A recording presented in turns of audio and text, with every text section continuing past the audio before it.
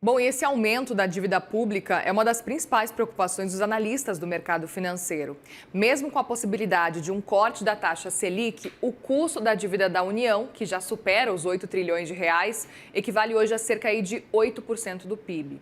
Mantidas as condições atuais, gente, pode chegar a mais de 10% do PIB até o fim de 2026, cálculo que é de um analista de mercado que cedeu informações sob condição de anonimato.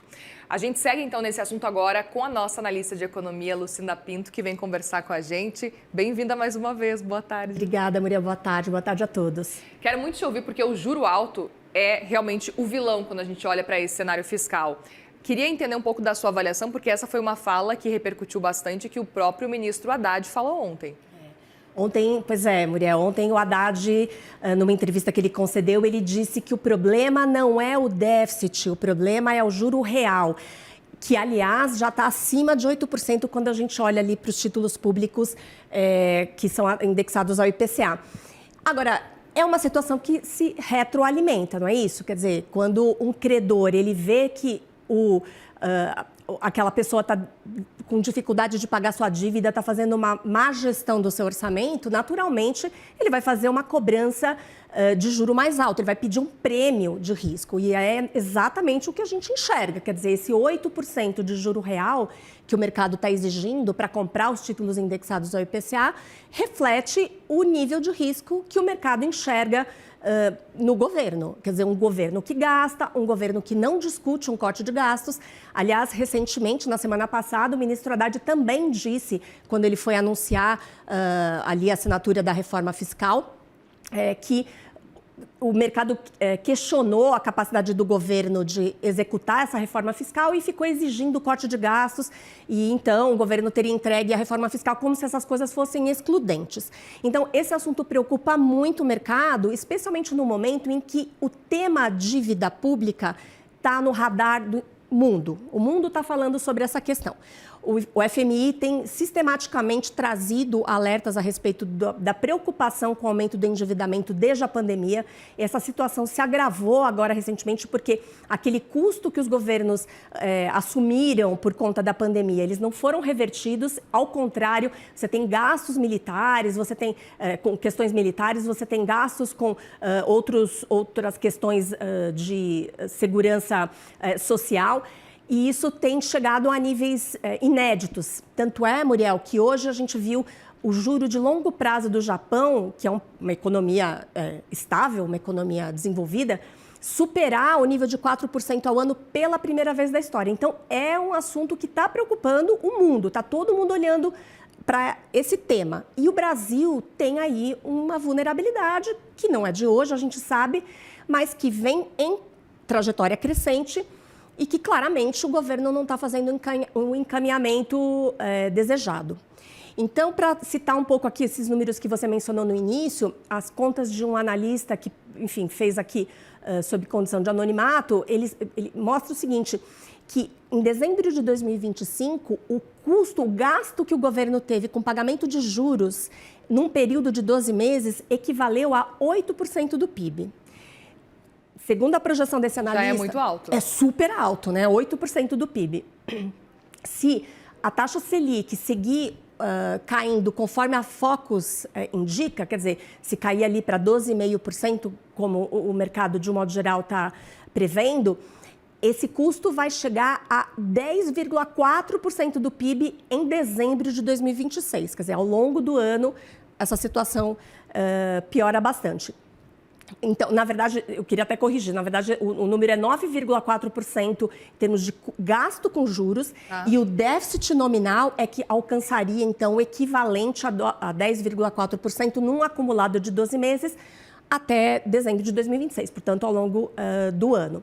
Esse assunto preocupa, ele explica, por exemplo, os juros futuros continuarem subindo. Hoje a gente viu um aumento de juros de longo prazo na curva de DIs, né, negociados ali na B3, e gera um desconforto, sobretudo com o discurso do governo, né, que tem olhado para essa questão de alguma forma diminuindo, digamos assim, os questionamentos, as ponderações que os especialistas têm feito. Então, a forma como o governo está encaminhando essa questão, acho que no fim das contas, é o foco da grande preocupação e o que explica, obviamente, essa piora aí nos juros de longo prazo, que custam muito, como a gente está vendo. E é um assunto que, querendo ou não, vai ser tema também de vários tópicos, de vários debates eleitorais também, principalmente se a gente for olhar a questão, o recorte econômico especificamente. Olhando a questão fiscal, que a gente sabe que é uma preocupação que não é de hoje.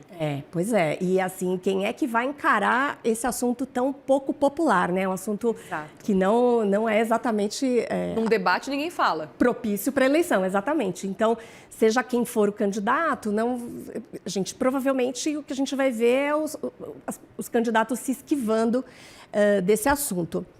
Agora, diante dessa cena, Muriel, o que a gente observa quando a gente conversa também com os operadores, com os analistas de mercado, é que diante desses riscos todos, diante dessa preocupação, a saída do ministro Fernando Haddad também, que já foi anunciada por ele, também é um ponto de preocupação. Quer dizer, hoje é ele o condutor aí de toda a política econômica. Obviamente, você tem ali uma equipe amparando, mas o Marcos Pinto, que era alguém importante ali dentro do governo, também já saiu, o que um pouco é natural, né? Dado que ele é o homem que defenderia reformas, e no ano eleitoral provavelmente esse assunto vai ficar completamente em terceiro plano. A ausência do ministro Fernando Haddad, que foi quem conduziu tudo até aqui ao longo do ano, é um ponto também de atenção. Ele já se manifestou, disse que quer apoiar ali a campanha do presidente Lula, disse que não tem intenção de se candidatar a nenhum cargo. Seja como for, a ausência dessa pessoa num momento de tantas inseguranças, né? Questões institucionais, o Banco Central sob pressão, os problemas todos derivados da crise provocada pelo Banco Master, esse problema fiscal que é realmente uma bomba relógio, né? É uma casca de banana ali que em algum momento pode gerar um problema muito mais grave.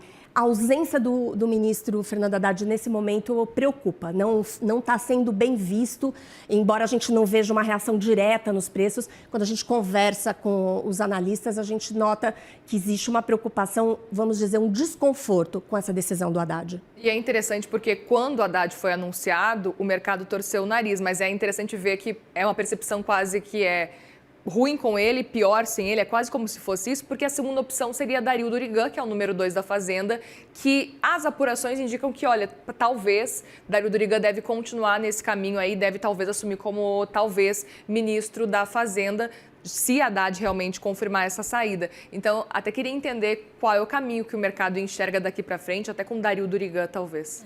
Acho que o Durigan, ele é visto mesmo como o cenário mais provável, mas acho que ele vai tocar ali a bola, né? Ele acho que se para o Haddad é difícil muitas vezes fazer essa negociação política ali com o presidente Lula para acertar algumas coisas. A gente viu tudo que já aconteceu em 2025 com a questão do IOF, tantas situações delicadas, né, que geraram ruídos no mercado por conta da resistência do presidente Lula com algumas das decisões. A gente viu o ministro Haddad perder alguns embates, né? Então, quer dizer, imagina o Durigan numa situação como essa. Então, o Haddad, o mercado tem lá suas ressalvas, mas o fato é que hoje ele é o grande interlocutor junto ao governo, então a ausência dele nessa cadeira preocupa. Muito bem, fica com a gente aqui, Lucinda, porque a gente vai juntos dar uma olhada numa arte que a gente preparou que mostra a trajetória dos juros no Brasil desde 2003, faz tempo. E aí na tela, pessoal, vocês enxergam aí duas linhas, né? Uma azul mais clarinha e uma azul mais escuro. Uma que é da taxa Selic e a outra do juro real, que é, como você sabe, a taxa Selic menos a variação da inflação do período. O gráfico é do Citi, que prevê um corte nos juros do país a partir de março deste ano. E aí a gente percebe esse cenário. O juro real, como você vê ali, que ele está oscilando bastante, é esse azul mais escuro. E a gente vê, inclusive, a gente conseguiu aumentar para que você consiga perceber esse cenário. E ali é da Selic. O juro real vai quase que acompanhando o movimento da Selic, mas em alguns momentos, e é interessante ver, inclusive nesse ano de 2025, ele chega a tocar ali muito próximo, ele chega praticamente a encostar na Selic, e depois ele volta a cair, porque a gente teve uma Selic que realmente ficou muito acima, mas é interessante acompanhar desde 2003, a gente teve poucos momentos em que o juro real acabou se conectando, tocando ali junto com a Selic. 2021 ali, quase 2022 foi um desses momentos, e agora 2025 também.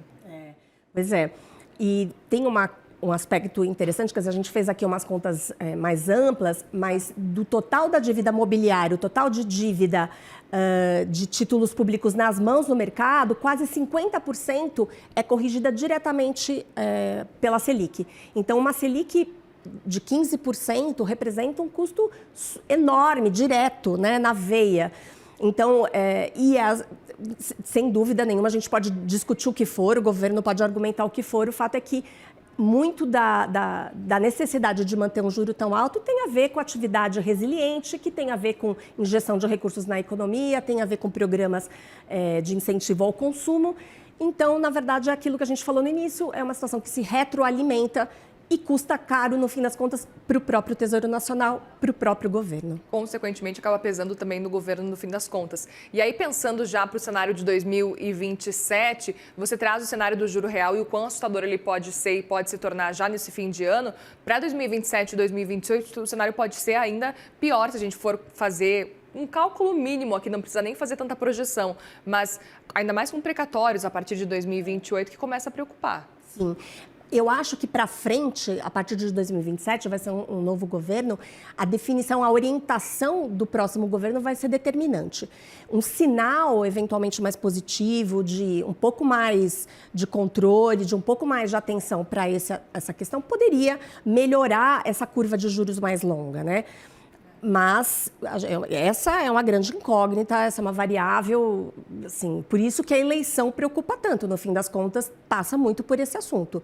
E tem um aspecto, Muriel, que esse juro alto, ele pesa sobre o Tesouro e ele castiga diretamente as empresas, que essas sim carregam muita dívida pós-fixada, né? Boa parte das debêntures, dos títulos de crédito que as empresas emitem, boa parte é atrelada à taxa Selic, ao CDI, na verdade, né, que acompanha ali a taxa Selic. Então, para a economia real, para as empresas também, isso castiga demais.